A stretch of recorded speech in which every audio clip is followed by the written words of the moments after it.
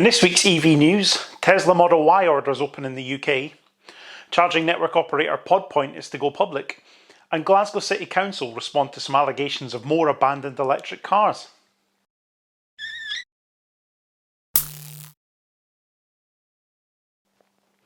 Another week, another EV news. Huge numbers of you have watched last week's edition where I featured the news of the new MG ZS EV. It seems there's a healthy amount of interest in it, so I'm sure it's going to be another strong seller for MG once orders officially open. Once again, I'm asking you to like this video. 540 of you and counting did so for the last one, and it really helps. And if you're new here, it would be great if you could click that subscribe button as well, and help me on my way to 5,000 subscribers. It's not long to go now, hopefully. First up, another big new EV announcement. The Tesla Model Y is now available to pre-order in the UK. Perhaps not one that is quite as much of an unknown, since it's definitely been hotly anticipated. This article from Electric gives the details, so let's take a look. Tesla have opened Model Y orders in the United Kingdom, a right-hand drive market, with deliveries expected to start in early 2022. Originally, the Model Y was only supposed to launch in Europe after Tesla started production at Gigafactory Berlin.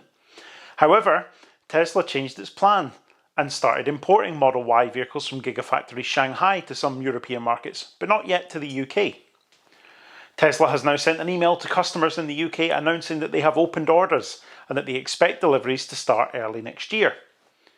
You can now order Model Y in the UK, first deliveries expected early 2022.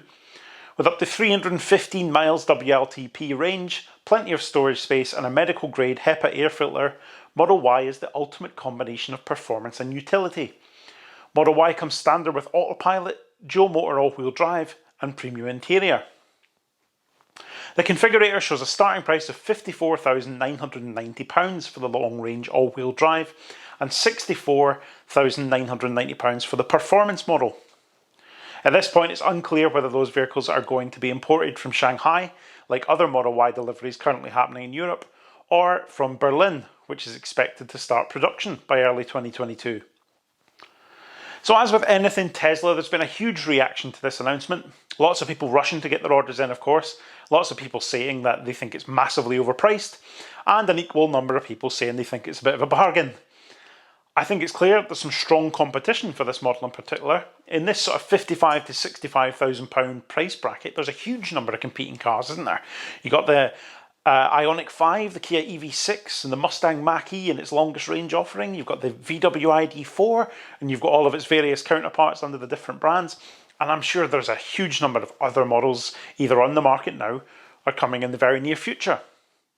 None of those have the Tesla supercharger network, of course, which continues to be that unique selling point for now, at least until those plans to open up to other EVs come to light, at which point it might be diluted a little bit, that USP, dependent on how that actually looks in practice. There's a lot of speculation over what they're going to do with the supercharger network. I think you have people on both sides. Some people think they're going to open it to absolutely everybody and it'll be cheap to use and it'll be easy and it'll be fast. And you've got some people saying, well, if they ever do open it, it will be to selected brands and it'll be expensive and it'll be just as exclusive as it currently is for Tesla owners. I'd love to hear what you think. Is your Model Y order in already? There's a lot of talk of a standard range model being offered in the future, which of course could be at a lower price point. There's a £6,000 premium between the Model 3 long range and the Model Y long range. So would a standard range model at $46,990 do it for you? Next up, before we move on to the next story, have you ordered your Modern Heroes car sticker yet? The shop is now live at modernheroes.tv and waiting to take your order now. UK postage is free, there's a discount if you order more than one, and I can ship them pretty much anywhere in the world. Each order helps support the channel and also get the word out there. Thank you very much to everyone who has ordered one so far. I'm exploring other ideas for future merchandise, and the more interest there is in these stickers, the more chance there is of me being able to bring other things to the store. Okay, shameless plug over.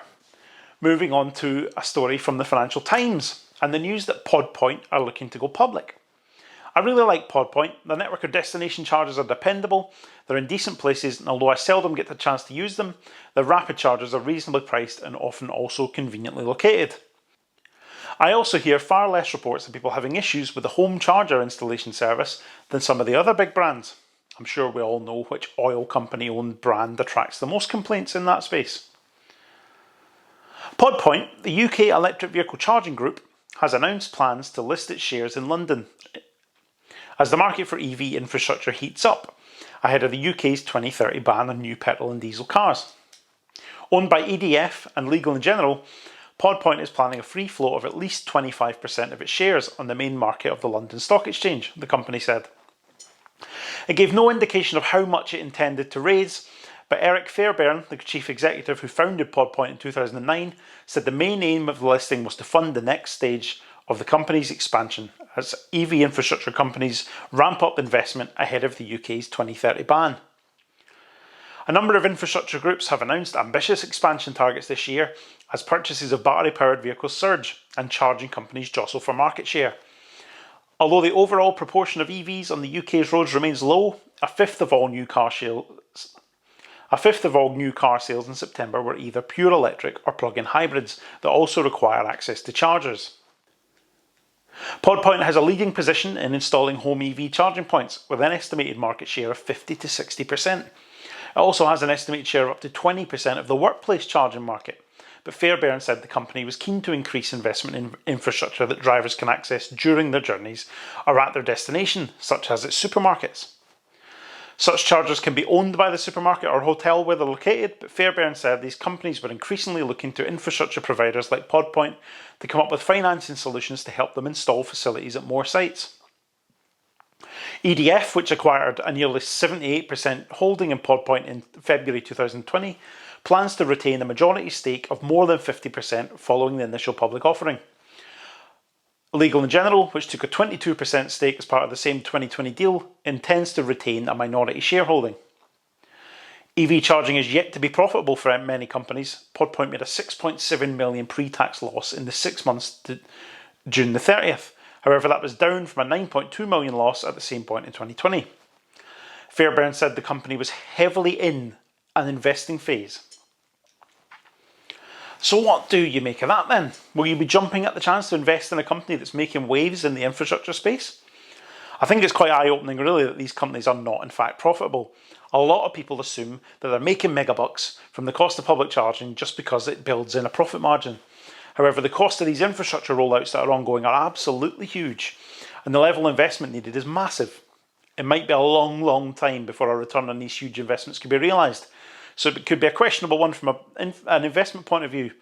You'd maybe not want to be gambling your pension on it, would you? And finally, I want to talk a bit about a news story that captured quite a lot of attention and now has a response from the organisation involved. You'll remember a few weeks ago I covered a story about a load of EVs seemingly abandoned by South Lanarkshire Council. Well, now there's seemingly the same situation in Glasgow. Glasgow City Council have been accused of abandoning over 120 electric vehicles, and the original article, for which there's a link in the description if you want to read it, suggests that they've been there for more than 2 years.